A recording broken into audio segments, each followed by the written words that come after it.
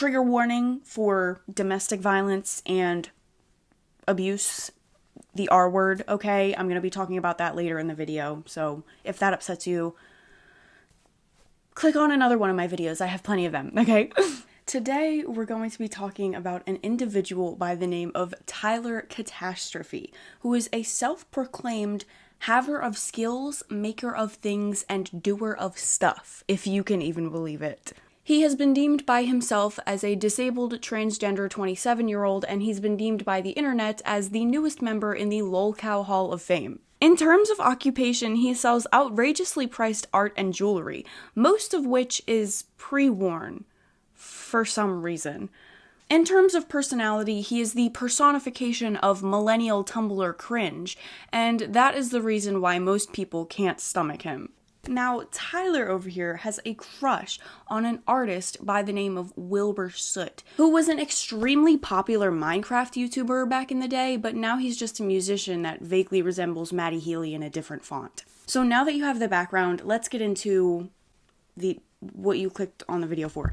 I have had a crush on Will Gold since 2019, when I heard him laugh in the background of someone else's video. Just immediately pause. Tyler calling Wilbur Soot by his legal government name is just like a parasocial tactic to make himself feel closer to him. In reality, it's just weird. Like, imagine a stan walking up to Lady Gaga and being like, "Hey, Stephanie," like, it's not the worst thing ever, but like, hey, you've never met this person. Like, why are we on a first name basis? And it felt like life itself leaned in to listen. Which is really inconvenient for me, because I am very much a one soul at a time kind of person, so once I develop a crush, virtually no one else stands a chance ever. And at the time, I had just broken off a terrible engagement to a guy who didn't even fucking like me.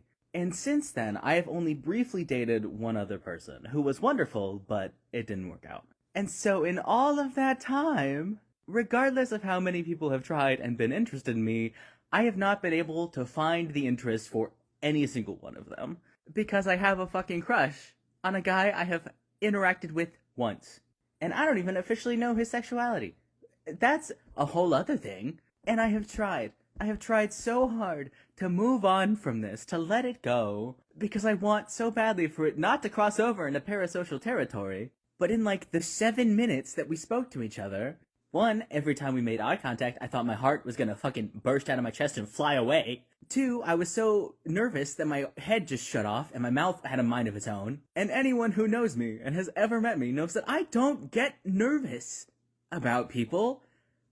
What the hell was that? Three, he somehow managed to make me want to write music again, something I have not done since my last band broke up in 2019 and I got hit by a car and couldn't sing anymore. And I can sing again now. It took several years, but I got it back because I'm amazing. But how dare you pull my spark back out from underneath the ashes I spent years burying it under because it hurt too much to think about. In like 2 sentences. It's rude. And 4, he failed to take a selfie with me because he was operating on like iPhone settings and I have an Android, and I accidentally called him adorable, and immediately wanted to swallow my fucking tongue. Because you don't flirt with people when they're working.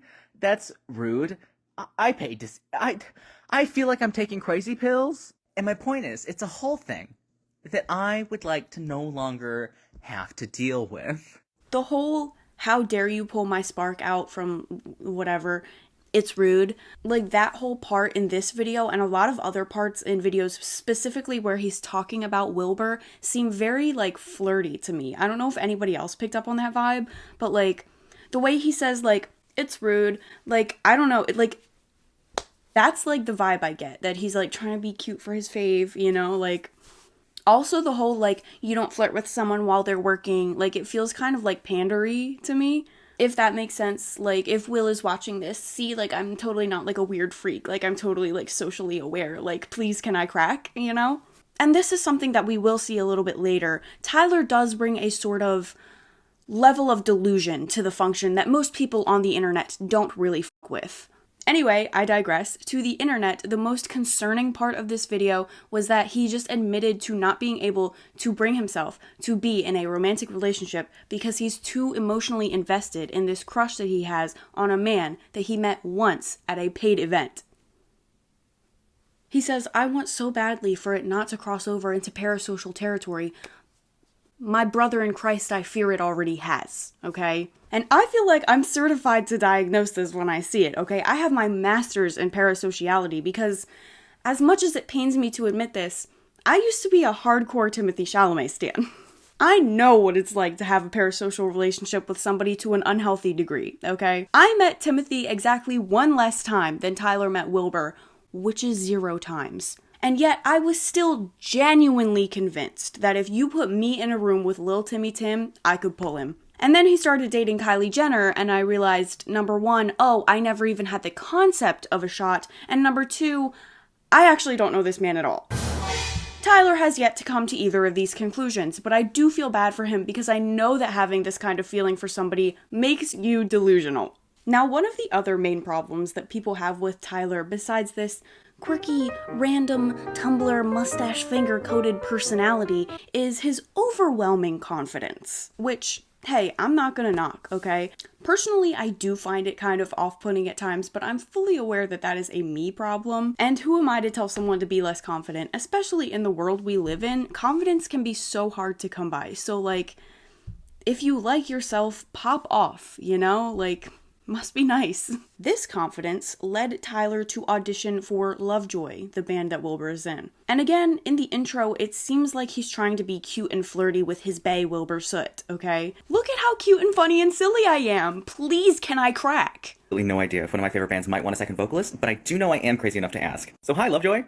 Do you want a second vocalist? My name is Tyler Salona, I'm 26 years old, I live in Texas, but I'm trying to move to England anyway. I'm a massive extrovert, I've been performing since I was 10, and in 2019 I was actually a semi-professional vocalist, but then had to spend almost 5 years getting my voice back after losing it completely because someone hit me with their car. Through the sheer force of audacious determination, I now have my voice back and my vocal stamina, which basically means that now that I can go back to music, not doing so makes everything else feel unfulfilling and sad. I figured I might as well shoot my shot, and I also play the trumpet, which is probably helpful. Anyway, here's Portrait of a Blank Slate. The whole thing. I hope you like it. I mean, you probably like it already, let's be honest, it is your song, but I also hope you like the parts that I'm gonna do. The singing part. You know. This is a long intro for TikTok, but we can make it over here, so listen to it. It's amazing. I love this song. Shit. I feel like I'm gonna do the Macarena. Anyway, he told me that much and now he's dead. Told me to kill my indulgences. I can't play the entire clip of him singing because other people's videos have been taken down for copyright, and I just don't feel like dealing with that. But I will say, when I first heard this, coming from someone who has a decent history in the performing arts, I didn't think that Tyler was a great singer. Given this was the one and only time I had heard him sing, so I don't know, maybe it was just an off day for him, maybe he was just nervous at the prospect of singing for his close personal friend Wilbur Soot. Whatever the case may be, I just didn't think it was that good. But then I actually heard the song he was trying to sing, you know, like Lovejoy actually singing it, and yeah, he'd probably fit in with the band just fine. There's a difference between embarrassing and morally wrong, right? They're not the same thing. Because, oh my god, it is so not that serious. Is it embarrassing to publicly admit that you have a crush on someone? Yes. Is it also embarrassing to admit the person you have a crush on has a larger following than you do? Yeah, sure. But having a crush and feeling emotions about a person you don't know is not inherently wrong. I'm not out here writing self-insert fanfiction or building a shrine to our love in my fucking... Hey, quick question. What's wrong with writing self-insert fanfiction? My name is Tonka Johari, but I would never write self-insert fanfiction. I mean, I'll read it, but no, seriously, Tyler, maybe you should consider it, because it might be a healthier outlet than whatever this is, okay? I mean, you certainly have the vernacular for it, so I think you'd be pretty successful in the Tumblr Wattpad sphere. You're not quite ready for AO3 yet, but you'll get there. closet. I said that I had a crush on a guy who I do not know, and that we met one time, made eye contact, and it gave me butterflies. I said it in a way that wasn't strictly literal, because I'm an artist and a poet, and I like to say the pretty words, and y'all are out here acting like I trained an AI chatbot to talk like him. And for the record, we are strictly against AI in this house, just so you know. But are y'all really so online that you forgot that being human is allowed? Yes, he's successful, and there are other people who want him, and he has a larger following than me, and I've had a crush on him for more than a couple years. But he is just a guy. He is just a guy. And yes, having a crush on him makes it hard for me to have a crush on literally anyone else, because he is proof that all the qualities I want in a partner exist as one coherent person. And why the fuck would I want to settle for someone who doesn't have those qualities when I know that those qualities exist? But I'm not out here saying that he's the only person who's allowed to date me. He's the only one who's allowed to try, and if I just wait long enough, he'll fall in love. No! If he asked me out, I would say yes. That is all I said. Having a crush might be embarrassing, but it is not weird, it is not wrong, it is not stripping someone of their rights It is looking at a person and saying, hey, I really like that person. It would be cool if they liked me too. And that is all it is. It's fine. This is disgustingly parasocial. Do you know what parasocial means? Do you? Because having a crush on someone is not inherently parasocial. Not being able to date anyone but him is unfortunately parasocial, babe. I am not the one stalking comment sections hoping to see someone I do not know. You are. I am not the one making fake accounts to stalk someone I do not know. You are. I am not the one making money off of lying and talking about someone I do not know. You are. I am not the one writing fanfiction and making edits and drawing Again, why is fanfiction catching a stray? fan art and using AI to make slop of people I don't know kissing. You are. I'm not the one pretending to be related to someone just to spread lies. You are. I am not the one wishing death and torture and worse on someone I do not know. Who, me? So whether you're here about a video about a crush that I exaggerated for entertainment purposes, or from He keeps saying this, like, oh, it was just like a joke you guys didn't get, you know? Like, I feel like he's kind of like backpedaling now, just in case Wilbur sees it, so he's not, again, like, hey, I'm not crazy, like, it was just a joke, I didn't mean it. But I would crack if you would let me, but it was just a joke, you know? Right. Yeah, no, for sure. Also, like, saying that you have a crush on somebody to the point where you can't date anybody else, like, where's the punchline in that? Like, where's the joke in that? I'm, like, kind of confused. I exaggerated it for entertainment purposes. Where's the entertainment? Who's entertained by that? I'm a little confused. you do not know who I am, you do not know what I stand for, and you do not get to decide what is true about me. If you would like to see more, I encourage you to do so. I have a lot to offer. But if you cannot reciprocate my kindness and respect, then you don't deserve to have access to me. And that's just how it is. You're posting onto the internet. Do you know that? Do you know these videos are public? Do you know anybody can watch them? Like, you don't deserve access to me. Make your account private then. So you may be thinking, okay, Angie, like, this is all a little bit weird, but nothing too crazy, right? Wrong. On February 21st, 2024, streamer Shelby Grace opened up about her former relationship with Wilbur Soot. She talks about how he lived in filth, he did not clean at all, and he got an ant infestation once and wasn't planning on doing anything to fix it. Like, ew. His bathroom was moldy. Like, bro, what are we doing? Hey, what are we doing? Okay? Truly, what are we doing? More concerningly, she talks about how she was physically abused in her relationship with Wilbur. When I hear about physical abuse, I think of hitting. I think of hitting and punching. So I thought that this wasn't violent enough to be abuse. He had this habit of biting. And I had no problem with just biting. That isn't even the most uncommon thing. But he did mention something early that I should have taken as a red flag. And he wanted to make sure that I was okay with him biting me because he didn't want me to come back later and say that he abused me, which I thought was really weird considering he had never hurt me before. And so why would I call it abuse? And why was he thinking about that? And I thought he was being sweet, checking on me to make sure that I was still comfortable. But of course I was, because he hadn't hurt me. And why would I think he ever would? And then he did. He started biting me more and more over a period of time, sort of throughout the whole relationship. And accidents of him biting too hard and really hurting me happened more and more frequently. But he always seemed genuinely sorry, and he decided that he didn't want to keep accidentally hurting me. So we were going to use a safe word, so he could learn where my limit was, where my pain tolerance ended. And saying that out loud now doesn't sound like that's not very sound logic. But at the time, I thought he cared about not hurting me. But in reality, it's like, why are you biting so hard? And why do you have to bite so hard? And it shouldn't be that hard of a problem to stop. That shouldn't be that hard. And he disguised it as this really quirky part of our relationship and was so comfortable sharing it with his friends to the point that he would do it in front of them. He thought it was this really funny story to tell and a good bit to take my arm and bite me in front of everybody until I literally shout in pain. And then I have to laugh it off because I'm so embarrassed. I would go home later and I'd tell him how uncomfortable I was, how much I didn't like being hurt all the time. And I needed him to really stop biting so hard. I didn't like it. And I tried telling him over and over again because he wasn't actually trying at all to not hurt me. But he said he would try at first.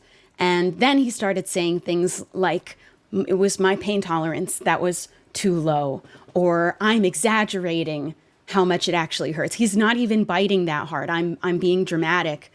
But his biting escalated to a point where I was covered in bruises all over my arms, and they hurt, and he would poke at them for fun. And he even felt so comfortable showing off my bruises that he had caused to our friends because he would bite me so hard by accident. By accident, he would even joke that it looked like he abused me. And eventually he did acknowledge how bad it looked that I was covered in bruises all the time. So he stopped biting my arms as often, and he started biting my legs instead. And it was in the last couple of months of the relationship that every time he bit me, it was until I needed to use this safe word. It had become his benchmark for when to stop. Only once I was definitely hurt, which meant I was being hurt every single day, multiple times a day, for all of the days that we spent together in person. And when I asked him to stop again, this time he said, this is who he is. He isn't going to change. So after this video came out, Wilbur posted an apology to Twitter, and he apologized, quote, for any pain he has caused. Great. Shelby did not accept his apology, and she posted a response. Quite frankly, I've never seen an apology so self-centered. It seems to purposely misconstrue the issue I very clearly laid out. My issue was not with being bit, it was with being hurt. And to vaguely apologize for any hurt while knowing we needed a safe word because I was being hurt so often by accident and I continue to be hurt daily is incredibly disrespectful. But not more disrespectful than not even saying my name. I believe I am referred to as ex-girlfriend, so if you don't know who he's talking about, you might not find out what he did. This is not how you take accountability. Now, you may think that this is where this story ends. Shelby says she was hurt, Wilbur apologizes, Shelby doesn't accept the apology, and the two have no choice but to disagree and move on. Not if Tyler has anything to say about it. And he does. He's got a lot to say about it, actually. Do not think that Wilbur Soot is an abuser. And I know I've said that fairly indirectly in the past, especially recently, but I do feel like now it needs to be said point blank. Cancel culture is bullshit. And I'm not talking about holding people accountable for their awful actions, because obviously we should be doing that. I'm talking about how many people are training their audiences to be internet attack dogs, which is not cool. And right now, it's really hard to be on the internet. Feels like every other day we're getting someone who's secretly a terrible person. But I'm starting to realize that a lot of people don't know the difference between fucking up and abusing people. And as someone who has been abused, kind of a lot, I'm gonna explain the difference. Because if you don't know the difference... I'm sorry that that happened to you, but that does not make you the spokesperson for abuse victims, and you certainly don't have the authority to dictate who has and hasn't been abused. There are a lot of people who will try to use you as a weapon against the people they don't like. And I don't know about you, but I don't like being used for anything. So if you find yourself asking, is this person an abuser, or did they just fuck up somehow? Hot take, but like both can be true at the same time. I'll touch on this again later, but sometimes people can act abusively without knowing it, but it doesn't change the fact that they're still acting that way. Here are some questions that you should always ask. The first question's a little gray, but it has to do with intention. Did they knowingly hurt you on purpose? And if you know for a fact that they did it on purpose, then yeah, that person sucks, they're an abuser. But if you can't be sure they knew they were hurting you, you have to ask yourself another question. This one's a two-parter. One, did you tell them it hurt you? Because if you didn't, I'm sorry, you have to. Hey, no you don't. Hey, actually, no you don't. I tend to believe that people shouldn't talk to their abusers if they can help it. I think they should get out of that situation as quickly and safely as possible. In my opinion, in what world is telling an abuser that they hurt you going to help? They're already an abuser. They already don't care about you. Otherwise, they wouldn't be abusing you. So, like, I know that in the context of his mind, this makes sense because he's talking about it as if Will didn't know he was hurting Shelby. But then he should be talking about their situation explicitly, not making this advice seem universal, which it isn't. Can't assume they know unless you tell them. But after you tell them, you have to ask, how did they respond to you telling them? Irrelevant, literally irrelevant. Did they get angry? Did they blame you? Did they hurt you more? Did they try to shut you up somehow? Then yeah, unfortunately, probably an abuser. Or did they find out that they hurt you and apologize? Did they validate your feelings? So you're advising people to put themselves in a potentially dangerous situation just to prove that their abuser is an abuser. Hey, if you don't know whether your abuser is an abuser, just tell them they're an abuser, and if they respond like an abuser, then they're probably an abuser. Right. Even if you do tell them that they hurt you and they actually do sit down, take the time to reflect, change themselves, and become better, it doesn't take away from the fact that they still caused harm.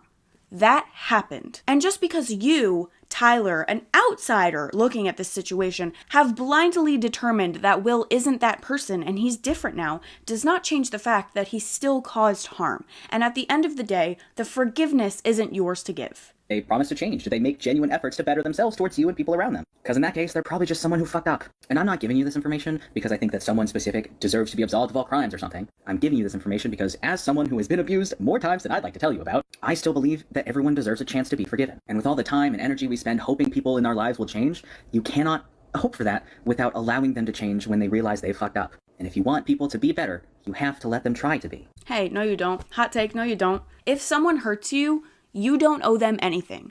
Point blank, period. Allow them the chance to be better away from you, okay? And unfortunately, the elephant in many of these discussions is that it's really easy to lie. And also, it's really easy for someone to vastly exaggerate when they're mad at someone. That's just humans at this point. So if someone you don't know on the internet is telling you something about someone else you don't know on the internet, please just take a step back, take a deep breath, ask yourself some questions. Because chances are, you don't have all the information. The call is coming from inside the house. And then I'm going to follow it with however. And I know the second I say that word, a lot of people are going to tune me out, but I'm asking you so nicely to keep listening. Okay.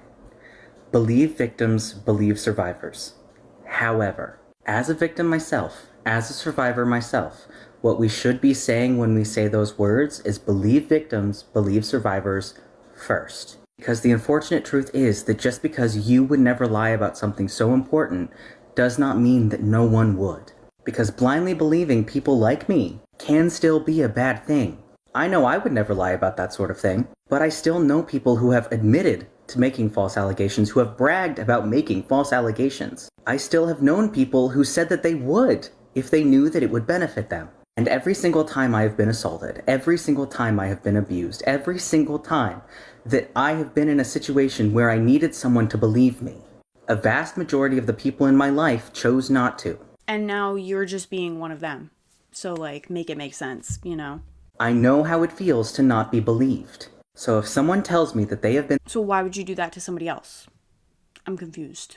through a similar situation to my own, I will always believe them first. But if it comes to a point where I cannot feel comfortable believing them, that is saying a lot. And I definitely do not make that decision lightly, ever. It does not matter how much I like the accused, it does not matter how attractive they are, it does not matter how successful or talented. It doesn't matter how hot and sexy and talented and amazing and wonderful they are. Oh my god, please let me crack! Stand up! Tyler, stand up! Come on, bro. At the end of the day, there are hundreds, if not thousands of victims and survivors that I believe wholeheartedly. And there are genuinely only 3 that I know of that I cannot feel comfortable believing. And if not feeling comfortable believing those 3 and everything they say makes people think that I am a horrible person, there's nothing I can do about that. Great. He also made a video, basically defending Wilbur from Shelby's allegations. I couldn't find it beforehand, but I'll insert it right here. So I'm going to stick to 3 main points from Shovel's VODs. Please go and watch them yourself. You are under no obligation to think the way that I do. And then I'm going to touch on Wilbur's response. And then I think the general response needs to be addressed as well. Because Shovel's main points were that Wilbur was a slob, had a messy house, that she paid for a lot of her way to see him, and that he bit her. For point 1, let's be honest, most men aren't taught how to take care of themselves in their living spaces. And for men in their early 20s, that's a lot worse than it should be. Every man I dated in their late teens, early 20s was gross. That's just kind of par for the course. It sucks, but it is to be expected. And it is not, by default, malicious. This is just a weak, patriarchal excuse, and quite frankly, it's irrelevant to me. He had a nasty house. There's no excuse. That's weird, okay? Yeah, maybe some men are nasty, but I feel like after a while, you have to learn how to clean up after yourself. Ew, my dishes have been piling up in the sink. It's so gross. It's starting to smell. Maybe I should do something about that. And yeah, maybe they don't know how to do it at first, but like, figure it out, you know? That's part of being an adult. He's just allowing an ant infestation in his home because he's a small bean. He can't take care of it. He's my sweet little cinnamon bun, my emotional support grown man who pays taxes. Tyler, stand up. Tyler, stand up. Especially with the amount of money those Minecraft YouTubers were making at the time, he definitely could have afforded to pay someone to come and clean his house. But he didn't. And that's on him. He's a nasty bitch. He also talks about how Shelby touched on having to pay her own way. I don't really have much to say about this one way or the other. I think who pays is a situational thing, and it could be different for each relationship. Of course, Tyler chose to defend the Minecraft YouTuber, making exorbitant amounts of money, but whatever. It's a tiny detail that Shelby likely only brought up to set the scene for the type of relationship. Like, okay, it was a bit of context, but it wasn't the entire point. The entire point was that she was being abused by Wilbur. He was biting her, okay? And for the third point, Shovel states very clearly in her follow-up VOD that she consented to the biting. She then went on to clarify that what she had an issue with was the fact that it hurt. And while I don't think anyone should be hurt in their relationships, at the end of the day, that is a communication issue. This makes me so angry, because the same defense is used in cases of rape. There are a lot of reasons why someone might not say no if they're raped. Maybe their brain shuts down, maybe they're just trying to do whatever they have to do to get out of the situation alive, okay? Whatever the reason, just because someone doesn't say no doesn't mean it's not still. Now, I'm not saying that Wilbur did that to her, of course, that's a serious allegation, but it's in the same vein, because just because, for argument's sake, Shelby may not have communicated that the biting does hurt her, doesn't mean that it didn't still hurt her. For the record, I do believe she communicated this and her feelings were ignored, I'm just saying, okay? And whether it's just a poor communication or lack thereof, both parties are responsible for that. Honestly, the burden, I feel like, is more on Wilbur, because if he's the one doing something that could become dangerous or harmful, is it not then on him to make sure he's doing it in a safe way? Especially if his intent truly is not to hurt his partner. Now, let's just rewind. Did they knowingly hurt you on purpose? And if you know for a fact that they did it on purpose, then yeah, that person sucks, they're an abuser. Period, Tyler. Period. Now, I'm not trying to come across as, like, kink-shamey. Like, if y'all want to roleplay as vampires, go for it, okay? I think everyone should do whatever they want, just as long as everyone involved is of age, consenting, and human. But I also know, especially with this type of thing, there can sometimes be a fine line between fun and harm, okay? That's why it's important to have these conversations about boundaries and limits, and maybe even set a safe word, which it seems they absolutely did. So if someone is saying, hey, don't do that so hard, it hurts, or is using the safe word, where's the confusion, Tyler? To me, there couldn't be less confusion. There was a boundary, Wilbur crossed it. No communication issue about it, especially when you weren't there. Because a lack of communication or poor communication on either side is not by default malicious. At the end of the day, when no assault took place, and the end result is just a bad relationship, that is something you handle in private, like adults.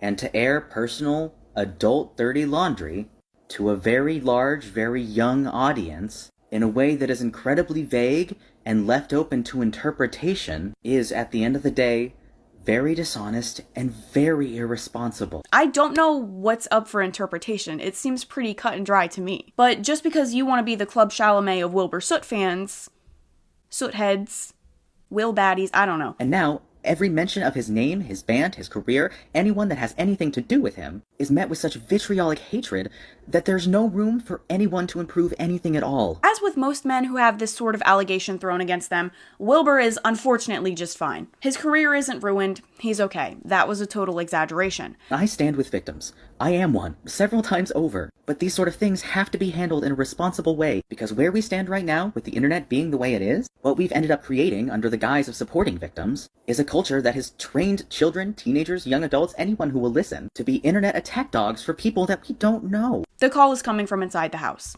He later did make an apology video where he doesn't really apologize to anyone.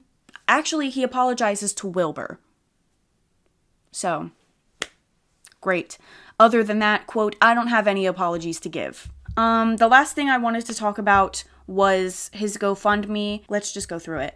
Help a disabled trans guy escape Texas. Hi friends, my name is Tyler and I'm a disabled transgender artist from Oklahoma, currently stuck in Texas. I've been given an amazing opportunity to move to England and further my art career, and considering everything that's currently working against my safety here, I'm doing everything I can to make it happen. I don't want to have to live in exhaustion and fear for the rest of whatever life I have left, and I'm hoping that isn't too much to ask for. So if anyone is willing and able, I would greatly appreciate any cent of support that could possibly help. This fundraiser will help with bills, medications, updated documents, moving fees, plane tickets, and finding housing once I'm able to move. This opportunity means the world to me, and I'm hoping that once I'm stable enough, I'll be able to help others as well. May we all be as safe as we possibly can be. I love you all, and I hope we all get to see the other side of this decade in a better light. Thank you. Now, I'm not gonna knock someone for trying to move out of a potentially dangerous situation. That's great, like, good on him. However, this was concerning to people because he's trying to move specifically to Brighton, which is where Wilbur Soot is known to live. In addition, while he is trying to move out of a very judgmental right-wing state, and good on him for doing so and trying to get into a better and safer situation, many people also point out that certain places in the UK aren't much better. I've never been there, I would love to go, but I've heard Brighton is better in terms of, like, gay and trans acceptance. Correct me if I'm wrong, I don't know, but that's what I've heard. It makes sense, but it also doesn't make sense because it would just be easier to move somewhere in the US, you know? And a lot of people think he's doing this to get to Wilbur and crack. I don't know. There's more, if you can believe it. We could go through his art. We could talk about how he was problematic in terms of, like, indigenous people. I didn't really touch on that in this video because I didn't have time to properly research it, but if you guys want another video, I could do that for you. It seems he has picked his name correctly because this truly is a catastrophe. But that is all I have for this specific video. Let me know in the comments if there's any points that I didn't make that you think are relevant. If you have something nice to say, leave a comment. If you have something not nice to say, leave a comment. Make sure you like, share, and subscribe to my channel. I post once every sometimes. Thank you so much for watching. I love you. Bye.